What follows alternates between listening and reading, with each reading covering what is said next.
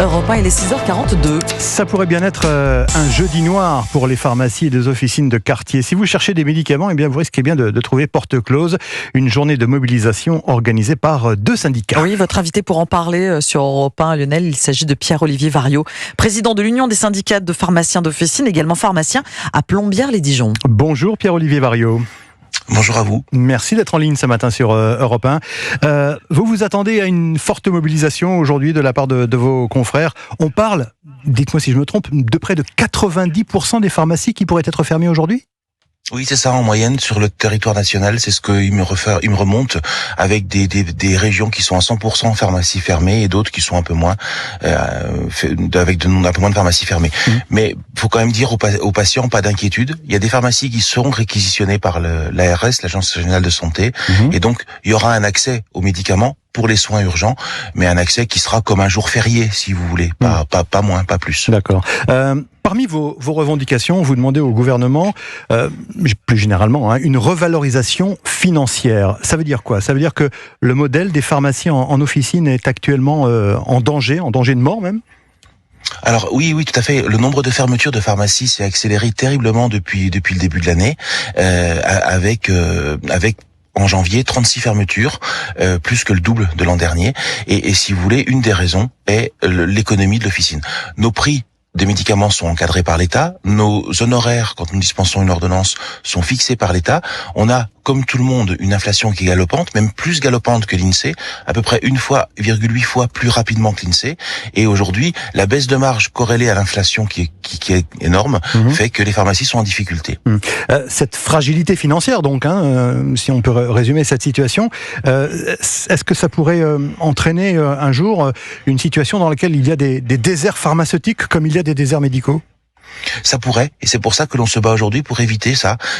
Souvent, la pharmacie est la principale porte d'entrée dans le système de santé quand il y a justement ces déserts médicaux, et on craint terriblement qu'il y ait une hécatombe parmi les officines les plus fragiles. Alors, qu'est-ce que vous demandez d'un point de vue financier, très concrètement, Pierre-Olivier Variot ? On demande que nos honoraires de dispensation, qui est notre cœur de métier, soient revalorisés. Mais dans les revendications que l'on fait, il n'y a pas que ça.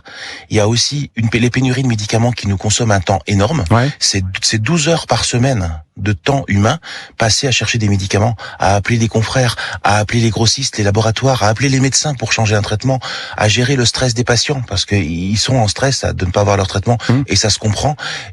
Et aussi un projet de loi qui est porté par certains députés de la majorité pour déréguler les professions réglementées, en particulier la pharmacie, en favorisant la vente des médicaments sur Internet via des plateformes. Alors on va y revenir dans un instant, mais je voudrais revenir sur la question des pénuries. Il s'agit vraiment de pénuries ou alors de problèmes d'approvisionnement, de rupture de stock momentanée. Comment ça se passe ? Alors, il y a de tout. Il y a des pénuries sèches, où vous n'avez pas de médicament, où on vous dit, le médicament reviendra dans 4 mois, 5 mois, 6 mois. On parle par exemple des antidiabétiques, dans ce cas-là. Il y a des fois aussi des tensions d'approvisionnement, où vous ne l'avez pas pendant 15 jours, 3 semaines, puis après il revient. Mais vous comprenez bien que quand le patient en a besoin, lui dire, vous attendrez 15 jours, 3 semaines, c'est très difficile. Moi, j'ai une patiente qui a un traitement anticancéreux, qui me dit, oui, mais si je l'ai pas le mois prochain, je fais comment? C'est pas grave, je vais le prendre 1 jour sur 2, mon médicament, comme ça, il durera plus longtemps. Et il faut lui expliquer que non, 1 jour sur 2, il n'est pas efficace. Donc faut pas le prendre comme ça. Donc vous voyez, il y a ce stress permanent chez les patients et du coup chez nous. Un stress chez les patients, on le comprend aisément, et donc effectivement des difficultés d'organisation dans vos officines, parce que vous passez un temps fou finalement à chercher des médicaments ou des molécules qui sont en rupture de stock. C'est ça, exactement. Quand on n'a pas les médicaments, il faut qu'on appelle nos fournisseurs, qui sont des grossistes. Quand les grossistes ne l'ont pas, on appelle les laboratoires, savoir si on peut pas avoir un dépannage. Et quand on l'a pas, personne là, y compris nos confrères proches, faut voir avec le médecin par quel médicament on peut remplacer le médicament qui est en rupture. Alors vous le disiez, vous dénoncez également le projet de dérégulation du réseau officinal. Vous faites allusion donc aux ventes sur le net. Quel danger ça représente pour la profession de pharmacien ? Alors, c'est un danger qui est énorme pour les pharmaciens, mais aussi pour les patients. Les patients, ils vont commander des médicaments sans avoir pour autant un conseil. En fait, la vente des médicaments sur Internet, c'est banaliser le médicament. Ouais. C'est en faire un parcours de consommation et pas un parcours de soins.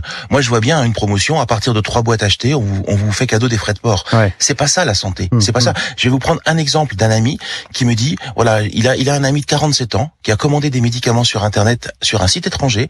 Ces médicaments n'étaient pas adaptés à son état de santé. Il vient de décéder d'une crise cardiaque. Personne n'a pu lui dire ce médicament n'est pas adapté. Il n'y a pas eu de conseil, tous les jours, voilà, tous les jours dans nos officines, nous recevons des patients à qui on ne dispense pas de médicaments, mais on oriente vers une consultation médicale parce que ça n'est pas notre rôle. Là, la pathologie est trop importante pour que nous puissions la prendre.